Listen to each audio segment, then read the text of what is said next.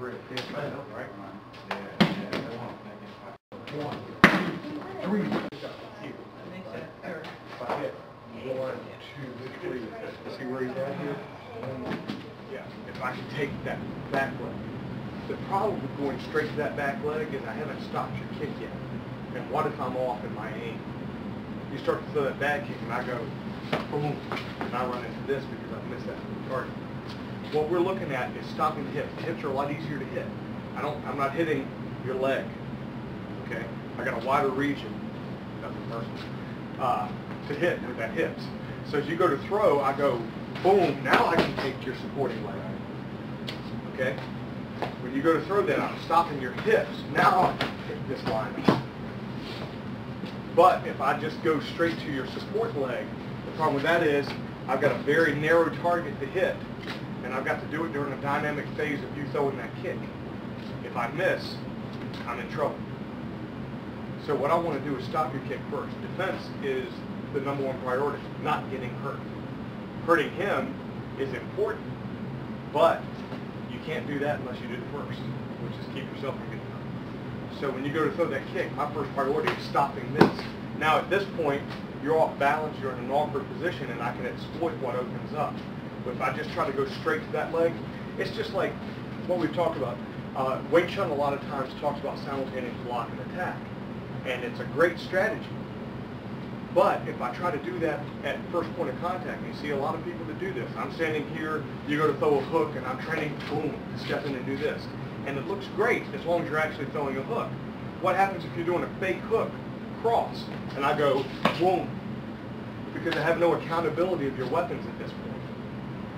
As a second point of contact, in other words, you throw your first technique, and I guard. You throw your second technique, now I have accountability of that first hand, so I can afford to do simultaneous block and attack on the second hand.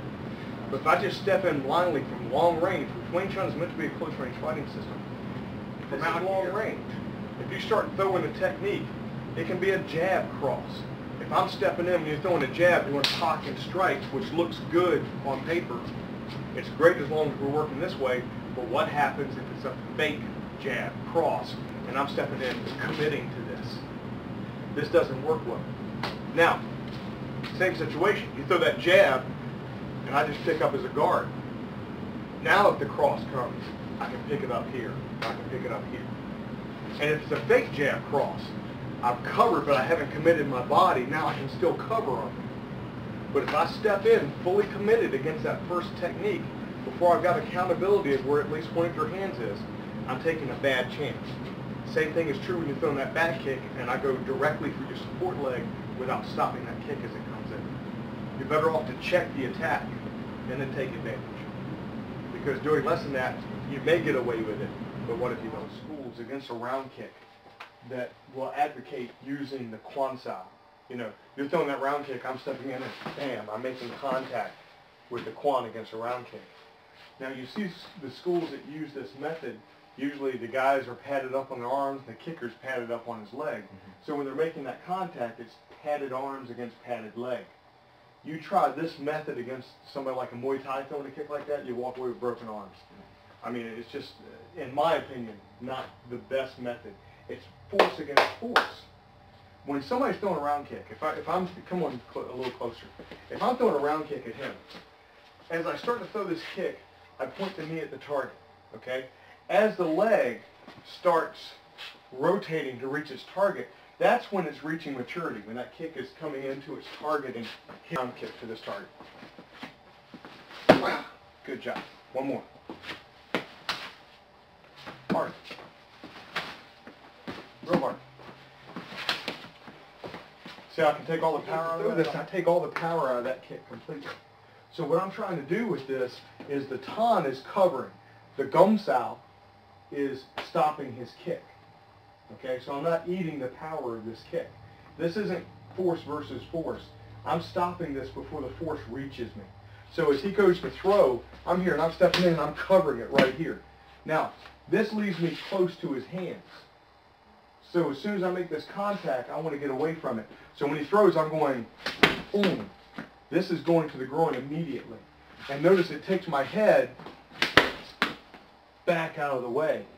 Because if he throws that hand behind it, I'm wanting to be out of the way of this and hitting my target. So when I'm stepping in on this, it goes 1, 2, and then I'm coming back off. Bridging is what makes Chi-Sao make sense. Chi Sao is about the dynamic phase of contact between you and the other person. There's only a few possible relationships that we're going to have with each other in contact. When we make contact with each other, either I'm going to have both hands on the inside against you with both hands on the outside, or I'm going to be like you are, both hands on the outside, or I'm going to be one hand inside, one hand outside.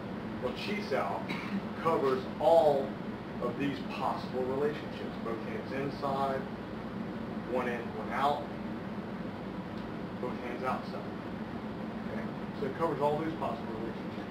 It also covers the possible relationships we're going to have when a single hand is in contact, outside to outside, or a lot of times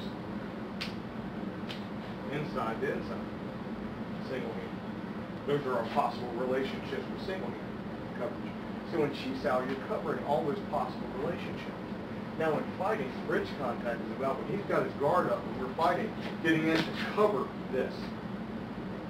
I now have accountability of both of his hands. If he tries to throw a straight punch through, I've got my position and my structure in such a place that when he tries to throw that through, it's fairly easy to move it off to the side. He can't punch straight through this without really forcing.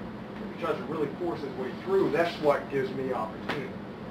Now, if he tries to break contact and go around with a hook or something, as soon as he breaks that contact, it opens up my opportunity through the center. So that's what bridge contact does for you in fighting. And it's what makes the whole phase of Chi-Sao training make sense.